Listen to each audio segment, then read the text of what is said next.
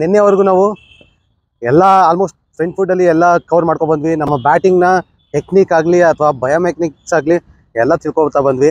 So ಇವಾಗೆಲ್ಲ ಇಷ್ಟು ದಿನ ಕಲ್ತಿರೋದೆಲ್ಲ ಒಂದು ಸಮರ್ ಅಪ್ ಮಾಡೋದಂಥದ್ದು. ಸೊ ಇದು ಯಾವ ರೀತಿ ನಮ್ಗೆ ಹೆಲ್ಪ್ ಮಾಡುತ್ತೆ ಅಂದರೆ, ನಾವು ಇಷ್ಟು ದಿನ ಮಾಡಿದ ಅಷ್ಟೇ ಅಲ್ಲ, ನಾವು ಕ್ರಿಕೆಟ್ ಎಷ್ಟು ವರ್ಷ ಆಡ್ತೀವೋ ಅಷ್ಟು ವರ್ಷವೂ ನಾವು ಇವತ್ತೇನು ಮಾಡ್ತಾಯಿದ್ದೀವಿ ಅದನ್ನು ನೀವು ವಾರಕ್ಕೆ ಒಂದಿನಾದ್ರೂ ಸರಿ ಅಥವಾ ತಿಂಗಳಿಗೆ ಒಂದಿನಾದ್ರೂ ಸರಿ ನಿಮ್ಮ ಕ್ರಿಕೆಟ್ ಕೆರಿಯರ್ ಎಲ್ಲಿವರೆಗೂ ನಡೆಯುತ್ತೋ ಅಲ್ಲಿವರೆಗೂ ಮಾಡೋದು ತುಂಬಾ ಇಂಪಾರ್ಟೆಂಟ್ ಆಗುತ್ತೆ. ಸೊ ಇನ್ ಕೇಸ್ ನೀವು ಡೈಲಿ ಮಾಡಿದ್ರೂ ಏನು ತಪ್ಪಿಲ್ಲ. ಸೊ ಡೈಲಿ ಮಾಡಿದ್ರೂ ಅಷ್ಟೇ ಅಡ್ವಾಂಟೇಜಸ್ ಸಿಗುತ್ತೆ. ಸೊ ಗ್ರೋತ್ ಅಷ್ಟೇ ಸಿಗುತ್ತೆ. ಎಸ್ಪೆಷಲಿ ನನ್ನ ಚಿಕ್ಕವ್ರು ಏನಿದ್ದಾರೆ ಅವ್ರಿಗೆ ಇವತ್ತದು ಏನಿದೆ, ನೀವು ಕೋರ್ಸ್ ಕಂಪ್ಲೀಟ್ ಆಗೋದಲ್ಲ, ನೀವು ಕೆರಿಯರ್ ಇರೋವರೆಗೂ ಇದನ್ನು ಮಾಡಬೇಕಾಗುತ್ತೆ. ಸೊ ಇದನ್ನು ನಿಮಗೆ ಮತ್ತೆ ಕಾನ್ಸಂಟ್ರೇಷನ್ ಲೆವೆಲ್ ತರುತ್ತೆ, ಮತ್ತು ಬೇಸಿಕ್ ಲೆವೆಲ್ ತರುತ್ತೆ. ಸೊ ಯೂಶಲಿ ಏನಾಗುತ್ತೆ ಅಂದರೆ, ಸೊ ಎಸ್ಪೆಷಲಿ ಚಿಕ್ಕ ಹುಡುಗರಿಗೆ ಹೇಳ್ತಿರೋದು, ಸೊ ಏನಾಗ್ತದೆ ಅಂದರೆ, ಈಗ ನನಗೆ 9 ಇಯರ್ಸ್ ಅಥವಾ 10 ಇಯರ್ಸು ಅಥವಾ 14 ಇಯರ್ಸ್ ಅಂದ್ಕೊಳ್ಳಿ.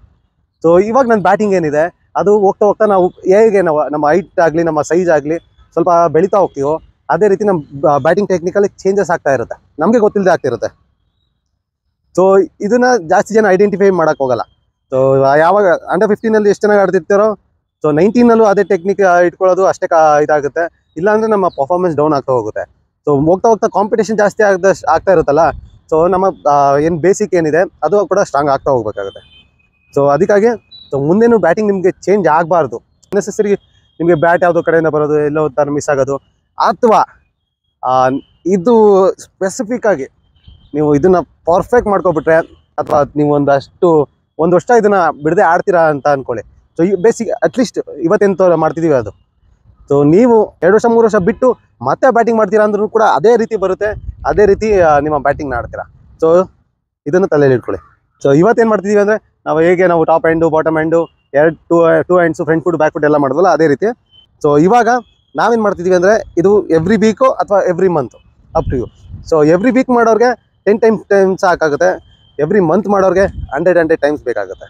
ಸೊ ಅದನ್ನ ತಲೆ ಇಟ್ಕೊಳ್ಳಿ. ಸೊ ಇವತ್ತಿನಿಂದ ಇದು ನಿಮಗೆ ಬ್ಯಾಟಿಂಗ್ನ ಪಾರ್ಟ್ನರ್ ಅಂದರೆ ತಪ್ಪಾಗಲ್ಲ. ಸೊ ಎಲ್ಲಿವರೆಗೂ ನಿಮಗೆ ಹ್ಯಾಂಗಿಂಗ್ ಬಾಲ್ ಇರುತ್ತೆ, ನೀವು ಹೇಗೆ ಯೂಸ್ ಮಾಡ್ತೀರಾ ಅಂತ ಈಗ ಆಲ್ರೆಡಿ ಗೊತ್ತಾಗಿರುತ್ತೆ.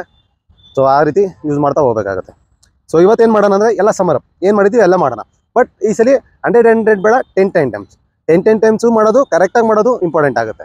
ಫಸ್ಟ್ ಏನು ಮಾಡೋಣ ಅಂದರೆ, ಫಸ್ಟ್ 10 ಟೈಮ್ಸ್.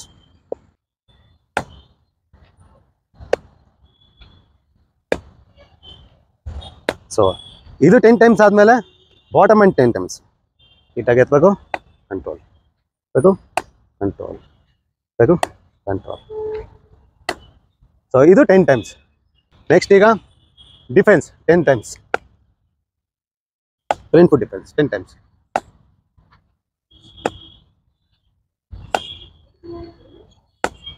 ಹೇಗೆ ನೆಕ್ಸ್ಟು ಫ್ರಂಟ್ ಫುಟ್ ಬೇಡ, ಬ್ಯಾಕ್ ಫುಟ್ಗೆ ಹೋಗ್ಬಿಡೋಣ.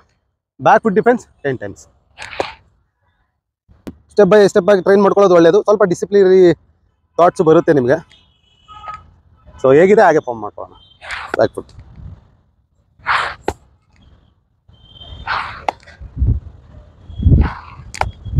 10 ಟೈಮ್ಸ್. ಸೊ ನೆಕ್ಸ್ಟ್ ಈಗ ಏನು ಮಾಡಿದ್ವಿ, ಸ್ಟ್ರೈಟ್ ಡ್ರೈವ್ 10 ಟೈಮ್ಸ್.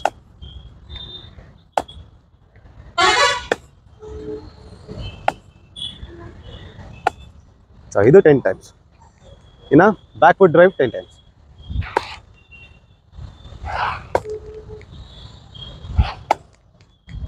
ಈ ರೀತಿ. ಸೊ ಇದು 10 ಟೈಮ್ಸ್ ಆದಮೇಲೆ ಫಸ್ಟ್ ಯಾವ್ದು ಹೇಳಿ,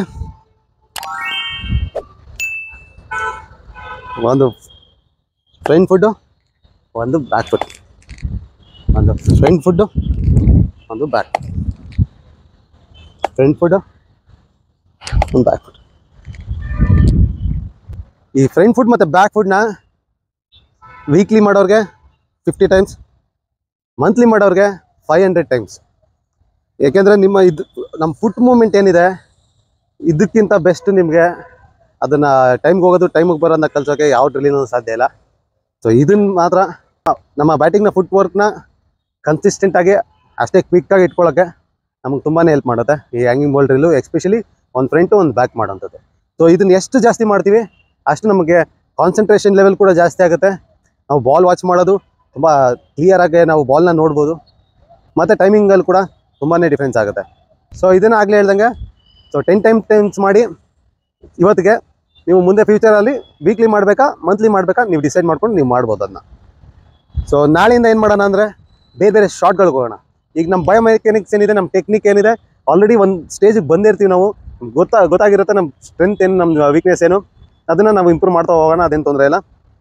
ಸೊ ಇವಾಗ ಬೇರೆ ಶಾರ್ಟ್ಸ್ಗಳಿಗೆ ಹೋಗೋಣ.